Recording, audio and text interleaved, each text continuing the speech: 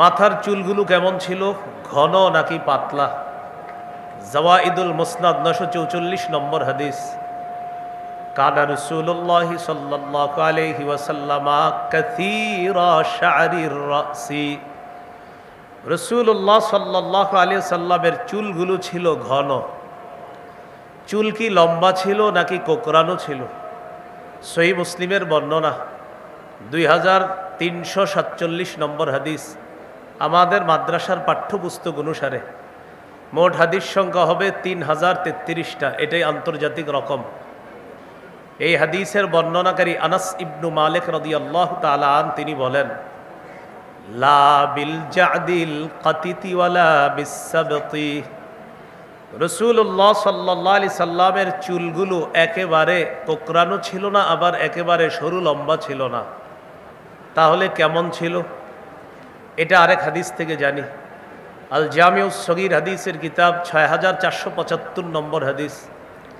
হাদিসের বর্ণনাকারী আবু হুরায়রা রাদিয়াল্লাহু তাআলা আন তিনি বলেন, আন আবি হুরায়রা রাদিয়াল্লাহু তাআলা আনহু قال কানা রাসূলুল্লাহ সাল্লাল্লাহু আলাইহি ওয়াসাল্লাম রাজিলার রাস।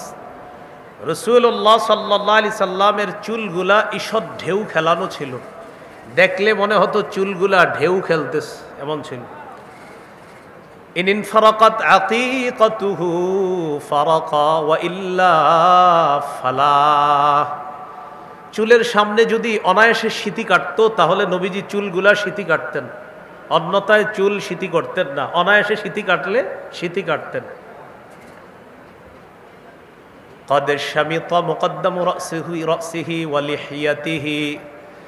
চুলের সামনের কিছু অংশ আর দাড়ির কিছু অংশ পেকে গিয়েছিল। এই দাড়ি পাকা আর চুল পাকাগুলা ইদাদ দাহানা যদি তেল দিতেন লাম ইয়াতাবায়্যান, তাহলে পাকা দাড়ি পাকা চুল দেখা যেত না।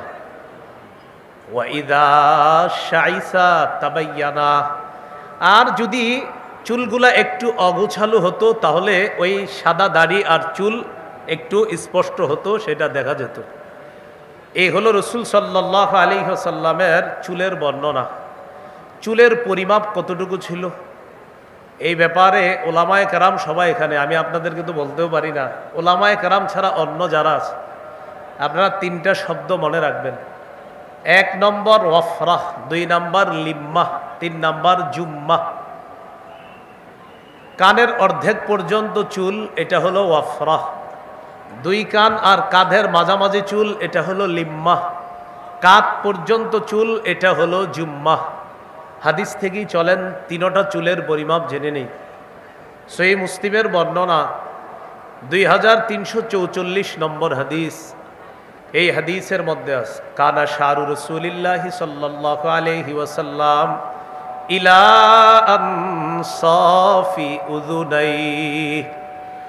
রাসূলুল্লাহ সাল্লাল্লাহু আলাইহি সাল্লামের চুলগুলো ছিল কানের অর্ধেক পর্যন্ত। বলেন তো এটাকে কি বলা হয়? ওয়াফরাহ। সহিহ বুখারীর বর্ণনা 5905 নম্বর হাদিস।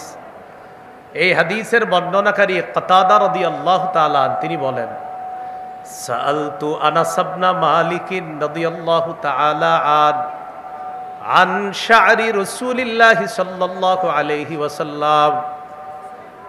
আমি নবীজির সাহাবী, নবীজির খাদেম, 10 বছরের খাদেম হযরত আনাসকে জিজ্ঞাসা করলাম, নবীজির চুলগুলো কেমন ছিল একটু বলেন তো।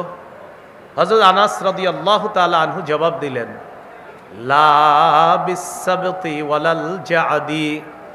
একেবারে সরু লম্বা ছিল না, আবার কোকড়ানো ছিল না।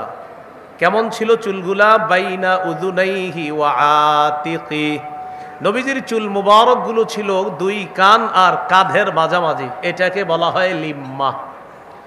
রয়ে গেল জুম্মা। সহিহ বুখারীর বর্ণনা 5904 নম্বর হাদিস। এই হাদিসের মধ্যে আছে, কানা ইয়াদরিবু শা'রু রাসূলিল্লাহি সাল্লাল্লাহু আলাইহি ওয়াসাল্লাম মানকিবাই। রাসূলুল্লাহ সাল্লাল্লাহু আলাইহি সাল্লামের চুল মুবারক কাঁধ পর্যন্ত লম্বা হতো মাঝে মাঝে, এটাকে বলা হয় জুম্মাহ। এই হলো রাসূল সাল্লাল্লাহু আলাইহি সাল্লামের চুলের পরিমাপ।